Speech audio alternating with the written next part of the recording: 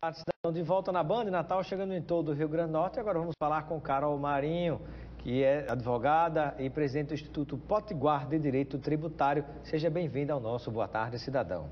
Obrigada, é uma satisfação estar aqui, muito esperançosa, né, de dias, principalmente com relação à reforma tributária. Pois é, né? O futuro ministro da Fazenda, o Paulo Guedes, já chegou a dizer que a prioridade, uma das primeiras coisas, será a reforma tributária. Que tipo de reforma tributária se espera? Eu digo isso porque era muito criticada, vinha sendo muito criticada e continua, a que Temer ia propor. Ele chegou a dizer que seria essa mesma reforma tributária. O que é que você espera? Olha, na verdade, o que eu espero e o que eu espero em relação ao que veio sendo proposto é um pouco diferente, mas, na verdade, até algo que eu tenho discutido ultimamente, né, com os alunos da base de pesquisa, enfim, na universidade, é que tipo de reforma tributária seria adequada para o nosso país nesse momento, né? A gente viu que a proposta, né, do candidato eleito, do presidente eleito, está em torno de uma proposta que, se formos ver, não seria de todo ruim, que ela se baseia numa ideia liberal de um economista americano, que não seria de todo ruim. Inclusive, essa ideia, que é do imposto de renda negativo, inspirou o nosso Bolsa Família. Seria uma espécie de compensação dentro da faixa de isenção do imposto de renda e se trocaria pelas deduções. Na prática, o que é que você destacaria como 2 pontos positivos e 2 pontos negativos presentes nessa reforma, pelo menos proposta do Temer, que parece que o presidente eleito vai adotar? Bom, eu destacaria positivamente esse imposto de renda negativo, que, ao que parece, seria uma compensação para trazer uma igualdade. Seria, pelo menos em termos de ideias. E eu não consigo enxergar mais do que isso como positivo, porque, na verdade, a proposta de se aplicar uma única faixa de contribuição após o aumento da faixa de isenção, que seria em 20%. É isso injusto, né? Ou Exatamente. Seja, quem paga mais, ou melhor, quem ganha muito mais, vai pagar proporcionalmente muito menos daquele que mais precisa de ter um suporte do nosso Estado, né? Fica, de fato, desigual, né? Exatamente. Sem falar que a nossa Constituição, ela prevê a progressividade de alíquotas.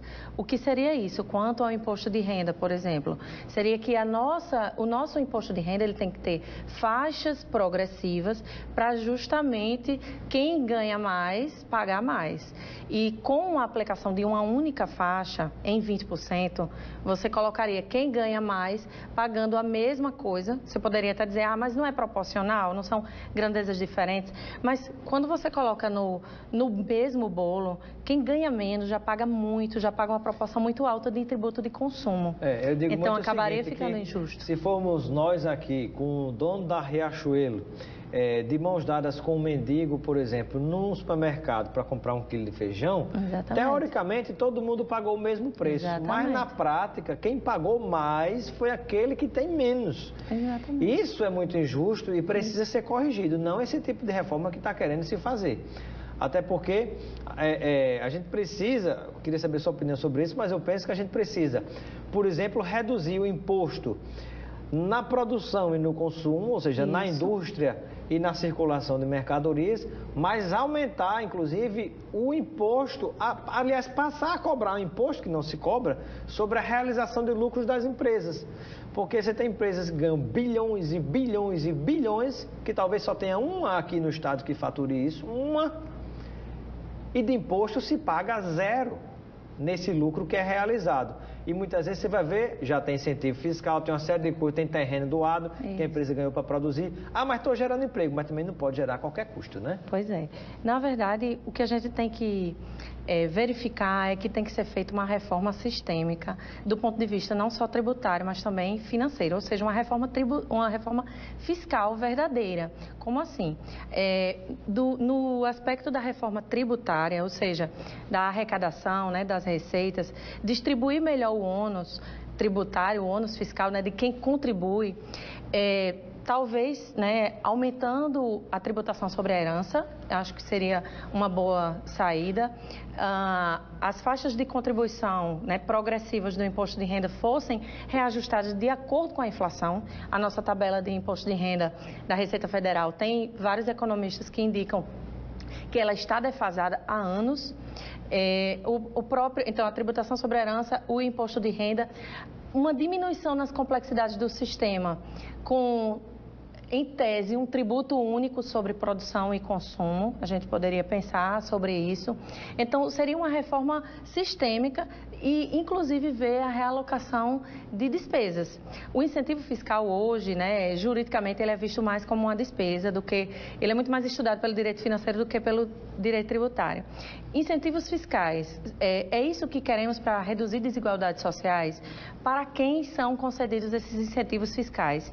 Então, eu acredito que é muito bonito você falar em Estado, diminuir o Estado, reduzir o Estado, mas muitas das grandes empresas, elas acabam se utilizando desses incentivos fiscais e também de linhas de crédito, de BNDES, de bancos públicos, né? E muita gente confunde quando fala em Estado, né? Na verdade, às vezes a pessoa quer se referir à máquina administrativa. Exatamente. Aí o pessoal usa a expressão, não, tem que defender o Estado mínimo. Olha, eu devo dizer, o Estado já é mínimo. O problema são as distorções dentro do Estado. Exatamente. Você tem a desigualdade, muita gente ganhando demais e pagando menos, outros ganhando menos e pagando mais do que o outro.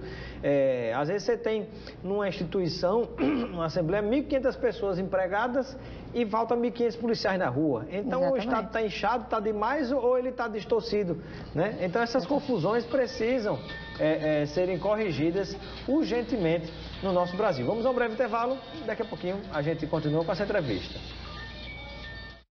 De volta com Boa Tarde, Cidadão, na Band Natal, chegando em todo o Rio Grande do Norte, e a participação aqui do Nicolas, está nos acompanhando em Ponta Negra. Ele gostaria de saber como seria uma reforma tributária que fosse tributar lucros e dividendos das empresas. Ele tem uma empresa pequena, gostaria de saber se as microempresas, pequenas empresas também estariam inseridas nisso. Bom, a reforma tributária poderia partir também para tributar lucros e dividendos.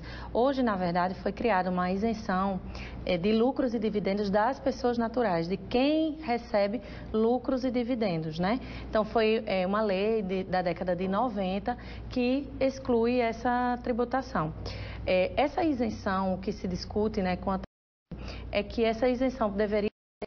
Só existem 2 países no mundo que hoje não tributam lucros e dividendos das pessoas naturais. A pessoa jurídica, ela já é tributada, né, nos seus lucros e dividendos, quanto ao IRPJ. Pessoa jurídica são as empresas, né? Exatamente. Que não tem CPF como a gente, mas tem na verdade, CNPJ. Exatamente. Então, a pessoa natural que recebe os sócios, né, que recebem aquelas parcelas de lucros e dividendos, eles não teriam essa tributação. Tanto é que... Qual a diferença entre lucro e dividendo? O lucro seria aquela participação, né, aquela divisão do arrecadado, do arrecadado. Despesas, exatamente. O que sobrou é o lucro. E os dividendos seriam também uma outra participação, só que após essa retirada do faturamento.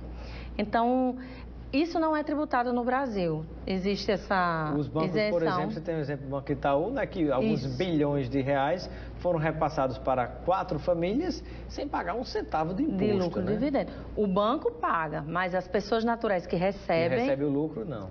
No caso, a pessoa física, né? Então, seria uma reforma tributária para começar a tributar isso aí, talvez trouxesse também um pouco mais de justiça fiscal, né? O argumento para não se tributar isso, a motivação para não se tributar, é que, na verdade, à época, né, se dizia o seguinte: ora, a pessoa jurídica já vem sendo tributada pelo IRPJ. A pessoa física teria a tributação de uma renda que já foi tributada. Essa seria a motivação. Só que acontece que o STF já se pronunciou sobre a tributação da participação dos lucros de funcionários de empresas. Então, deveria ser o mesmo raciocínio. Se uma grande empresa já foi tributada, já teve a sua renda tributada, a PL, né, como é chamada, inclusive tem a Petrobras, tem uma PL, os funcionários da Petrobras recebem anualmente essa PL, ela não deveria ser tributada, se é o mesmo raciocínio. Mas a participação nos lucros considera-se que é uma pessoa distinta e deve ser tributada. Então, há uma incoerência aí na tributação, nessa distribuição do ônus fiscal. Além disso, diversas isenções para investimentos, né, que poderiam ser tributados. Então, quem tem a parcela que sobra do seu salário para investir? Quem recebe, né, uma remuneração pelo menos no mínimo de R$5.000, 5, 10 mil reais. É quem vai sobrar alguma coisa. Quem não vai ter mais que consumir, né? Quem recebe um salário mínimo vai gastar todo o seu salário com consumo. Não tem como sobrar alguma coisa para a pessoa investir. Então, quem tem investimento são as pessoas que têm os maiores salários. Seria justo isentar de tributação essas pessoas que têm os maiores salários? Quando se cobra dos pequenos que recebem um salário, né? Exatamente. Já é descontado na fonte, né? É o imposto retido na fonte, como se chama. Exatamente. Para quem ganha um salário mínimo, é interessante a gente esclarecer que não incide o imposto de renda, porque está dentro da faixa de isenção. Seria uma proteção, né, que a nossa Constituição trouxe para proteger. Quem ganha 2. Mas aí quem ganha a partir de 1.900, acreditar entre R$1.931, a partir de R$2.000 já começa a pagar imposto de renda. Então, o imposto de renda em si, se a gente for ver numericamente, ele não é capaz de garantir essa igualdade na distribuição do ônus fiscal. Por quê? Porque nós temos a maior parte da nossa tributação, ela é sobre o consumo.